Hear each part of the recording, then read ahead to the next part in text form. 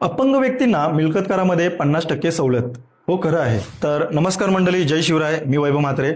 मंडळी, आजची व्हिडिओ अत्यंत महत्त्वाची आहे, माहितीपूर्वक व्हिडिओ आहे, म्हणून व्हिडिओ शेवटपर्यंत नक्की बघा. म्हणजे सोशल मीडियाचा कसा योग्यरित्या वापर होऊ शकतो याचा तुम्हाला उदाहरण देतो. काही दिवस पूर्वी मी एक इंस्टाग्रामवरती व्हिडिओ बघितली ज्यामध्ये अपंग व्यक्ती ग्रामसेवकाला ग्रामसभामध्ये विचारत असतो की आमच्यासाठी कोणती कोणती योजना आहे. तर त्याच्यावर ग्रामसेवक उर्वरित उत्तर देतो आणि एक दोन योजना सांगतो. तर याच्यावर मी देखील थोडा अभ्यास केला आणि मला ॲडव्होकेट मडवी सरांनी हा 6 पानांचा GR पाठवला. 2015चा हा GR आहे. शासन निर्णय क्रमांक अपंग 2015 प्रकरण 137 वृत्त 3.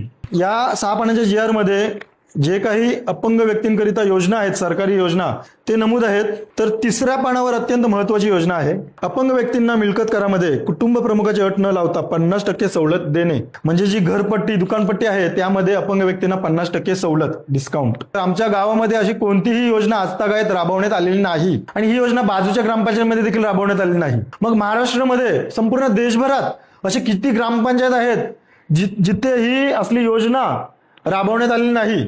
म्हणून मी 9 ऑक्टोबर 2025 रोजी ग्रामपंचायतमध्ये अर्ज केला आणि त्यामध्ये नमूद केलं अपंग व्यक्तींना मिळकत करामध्ये 50% सवलत देण्यात यावी. तसेच सदर निर्णयाची अंमलबजावणी झाल्यापासून ते आतापर्यंत अपंग व्यक्तींकडून घेण्यात आलेले मिळकत करामधून 50% सवलतीप्रमाणे उर्वरित रक्कम परत करण्यात यावी. आणि लगेचच आठवडाभरात पंचायतीने मीटिंग लावली. अपंगांना सांगण्यात आलं की तुम्हाला आतापासून मिळकत करामध्ये 50% सवलत आहे. तर मला आता एक सांगायचं आहे की जर आमचे सारखे युवक असले GR आणून ग्रामपंचायतीचे तोंडावर मारत असतील तर ग्रामसेवक काय करत आहेत, सरपंच काय करत, सदस्य काय करत आहेत, ही योजना गावोगावी पोहोचवण्याचा ग्रामसेवकाचं काम आहे. हे जे अधिकार आहेत हे फक्त अपंगांसाठीच नाही, विधवा महिलांकरिता देखील अनेक योजना आहेत जे तहसील कार्यालयांमधून मिळतात. ही योजना लोकांपर्यंत पोहोचवायचा हे सदस्यांचं, सरपंचांचं काम आहे.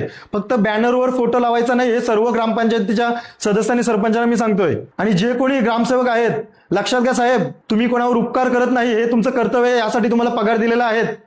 आणि व्हिडिओ जास्तीत जास्त शेअर करा जेणेकरून संपूर्ण देशभरात जितके ग्रामपंचायत आहेत किंवा महानगरपालिका, नगरपालिका आहेत त्यामध्ये असले जे लाभार्थी आहेत अपंग व्यक्ती, त्यांना त्यांचा अधिकार मिळेल. धन्यवाद. जय शिवराय.